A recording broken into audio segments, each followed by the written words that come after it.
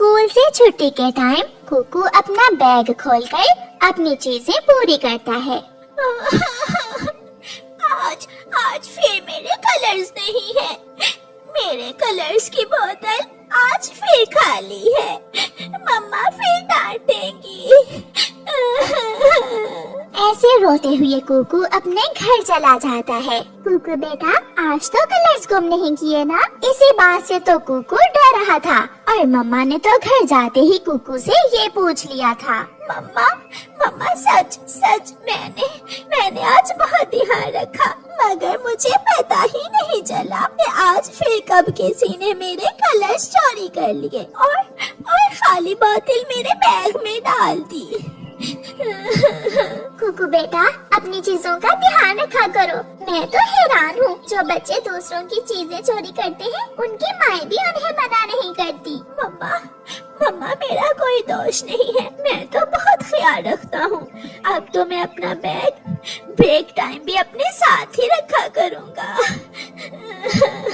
फिर कुकू की मम्मा कुकू को नए कलर्स लेकर दे देती है। अब गुम न करना, अगर अब गुम किए तो दोबारा तुम्हें कलर्स नहीं मिलेंगे। अब तो मैं अपने नए कलर्स बहुत संभाल कर रखूंगा मम्मा। कुकू को पेंटिंग का बहुत शौक था। वो हर समय अपने घर के बाहर बैठकर कोई ना कोई नई चीज बनाता रहता था। आज तो कुकू ने मिठू अंकल की तस्वीर ऐसे बनाई थी जैसे अभी मिठू पेंटिंग से निकलकर उड़ने लगेगा। कुकू बेटा, ये सच में आपने बनाई है?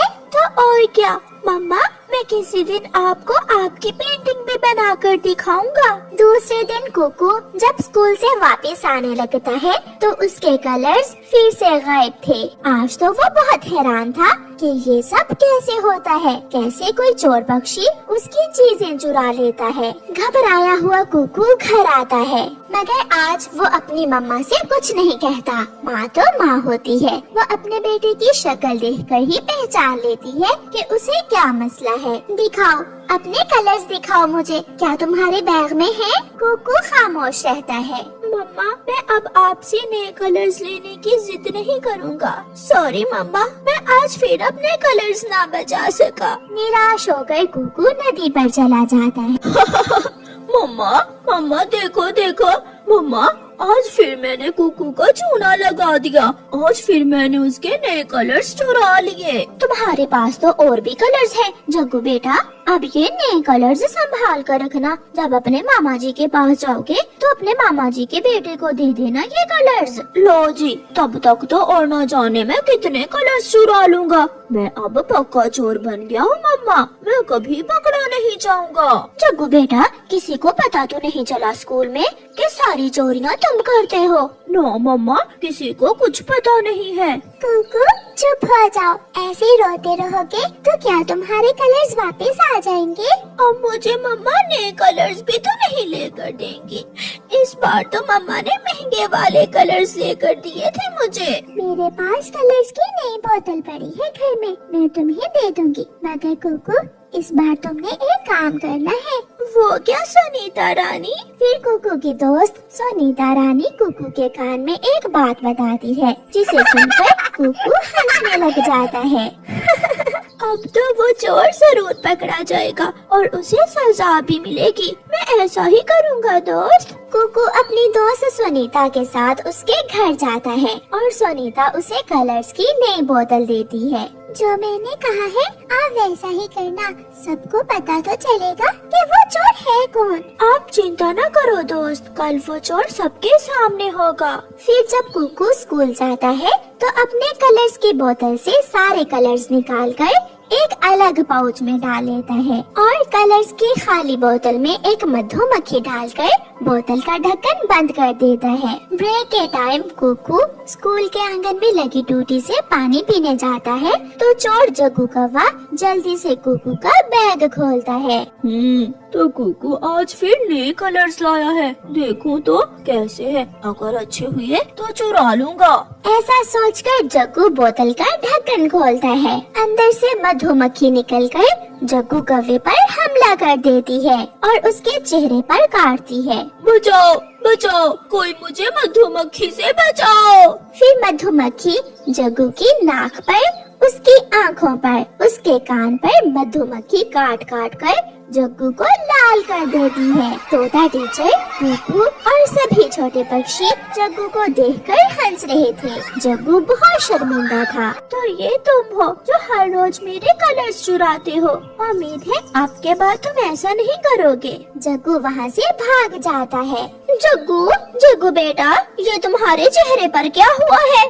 मम्मा, मम्मा, मैं कुकू के कलर्स चोरी करने लगा था कि मधुमक्खी ने मुझ पर हमला कर दिया।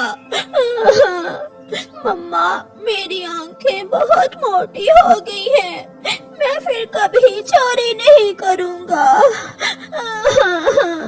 शायद इस बार जग्गू सच कह रहा था। दूर किसी जंगल में चिंकी चिड़िया अपनी माँ रानो चिड़िया के साथ रहती थी। चिंकी चिड़िया के माता पिता उससे बहुत प्यार करते थे। एक दिन रानो चिड़िया बीमार पड़ जाती है और उसे अपनी बेटी की चिंता सताने लगती है। उसी चिड़िया के पड़ोस में एक कौवी रहती थी जिसकी एक सौतेली बेटी थी। वो कौवी अपनी सौतेली बेटी पर बहुत अत्याचार करती थी। वो अपनी सौतेली बेटी को झाड़ू से मार रही थी। रानो चिड़िया ये सब देखकर वहाँ जाती है। ना मारो, इसे मत मारो कौवी, ये अभी छोटी है। ये मेरी सौतेली बेटी है, सगी नहीं। अगर मारूंगी नहीं तो इसे शिक्षा कैसे मिलेगी? बहुत कोशिश करने के बावजूद वो उस कौवी को रोक नहीं पाती। रानो चिड़िया अपने घर वापस चली जाती है। अगर मैं मर गई तो मेरी बेटी का क्या होगा? इसकी सौतेली माँ भी इसे ऐसे ही मारेगी जैसे वो कौवी अपनी सौतेली बेटी को मार रही थी। जब शाम को चिड़िया का पति घर लौटता है तो उसकी पत्नी उससे कहती है, सुनो जी, मैं बीमार हूँ। अगर मैं मर गई तो तुम दूसरी शादी मत करना, वरना सौतेली माँ मेरी बेटी पर बहुत अत्याचार करेगी। रानो, मरे तुम्हारे दुश्मन, तुम ये कैसी बातें कर रही हो? तुम जल्द ही ठीक हो जाओगी। नहीं, आप मुझसे वादा करें कि मेरे मरने के बाद आप दूसरी शादी नहीं करोगे। मैं वादा करता हूँ कि मैं कभी भी दूसरी शादी नहीं करूँगा। कुछ दिन इसी तरह गुजर जाते हैं। चिंकी की मम्मा की हालत बिगड़ती गई और एक दिन वो मर जाती है। चिंकी अपनी माँ से लिपटकर बहुत रोती है। उठो, उठो ना माँ, तुम उठ क्यों नहीं रही हो? माँ, कुछ तो बोलो। अपनी बेटी को इस तरह कैसे छोड़ सकती हो? माँ, माँ उठो ना। अपनी बेटी को ऐसे रोता देखकर पापा चिड़िया उसे चुप करवाता है। बेटी, चुप कर जाओ, जाने वाले कभी लौट कर नहीं आते। चुप कर जाओ बेटी। अब पापा चिड़िया ही अपनी बेटी का ध्यान रखता था और दाना भी लाता था। एक दिन एक तोता वहाँ आता है। तुम कब तक भाभी के गम में इसी तरह डूबे रहोगे? मेरी मानो तो तुम दूसरी शादी कर लो। चिंकी अभी बहुत छोटी है, इसे माँ की जरूरत है।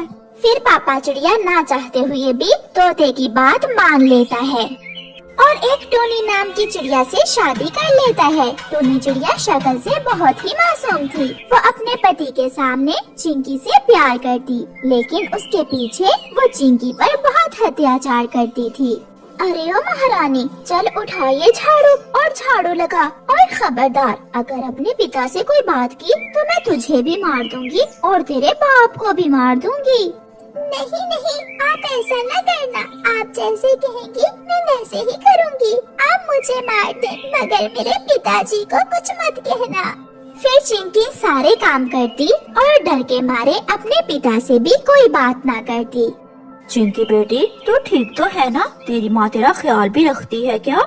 चिंकी एक नजर अपनी सौतेली माँ की तरफ देखती है और फिर कहती है, हाँ पिताजी, माँ मेरा बहुत ख्याल रखती है। ठीक है, मैं 2 दिन के लिए दूसरे जंगल जा रहा हूँ। अपनी माँ के साथ साथ ही रहना, कहीं अकेले न जाना। फिर पापा चिड़िया वहाँ से चला जाता है। अब आएगा मजा। अब देखती हूँ इस चिंकी की बच्ची को। चल चल जा, जल्दी से मेरे लिए भोजन लेकर आ। माँ, मैं अभी भोजन लेकर आती हूँ। चिंकी को एक दाना ही मिलता है। चिंकी वो दाना लेकर वापस घर आती है। तुझे मनहूस, ये सूखा दाना ही मिला था, मेरे लिए कोई फल वगैरह नहीं ला सकती थी? टूनी अपनी सौतेली बेटी को मारने लगती है। माँ, मुझे मत मार। मुझे बहुत दर्द होता है। माँ मत मारे मुझे। चल अब घर के काम करो, वरना मैं तेरे पिता को जान से मार दूंगी। कबूतर गुजरता हुआ चिंकी की चीखें सुन लेता है और वो जाकर चिंकी के पिता को सारी हकीकत बता देता है। कुछ ध्यान अपनी बेटी पर भी दे दिया करो, तेरी दूसरी पत्नी बहुत अत्याचार करती है उस बेचारी पर। ये सुनकर पापा चिड़िया जल्दी से घर भागता है। जब पापा चिड़िया घर आता है तो टूनी फिर से चिंकी को बड़े चम्मच से मार रही होती है। मनहूस मर जा तू। मैं आ गया हूँ, मुझे सब पता चल गया है। अब तुम मेरी बेटी पर और जुल्म नहीं करोगी। चल भाग गया यहाँ से। नहीं पापा, अगर आपने मेरी सौतेली माँ को मुझे मारने से रोका तो ये आपको जान से मार देंगी। चिंकी बेटी, ऐसा कुछ नहीं होगा, तुम चिंता ना करो। फिर पापा चिड़िया टूनी को घर से निकाल देता है। ऐसी माँ से तो तू बिन माँ के ही रह ले। मेरी बेटी, जो गलती मुझसे हुई तू मुझे माफ कर दे। फिर पापा चिड़िया अपनी बेटी का ख्याल खुद ही रखने लगता है। प्यारे दोस्तों, इस कहानी को लाइक, अपने दोस्तों के साथ शेयर और चैनल को सब्सक्राइब करना बिल्कुल मत भूलना। आपका धन्यवाद।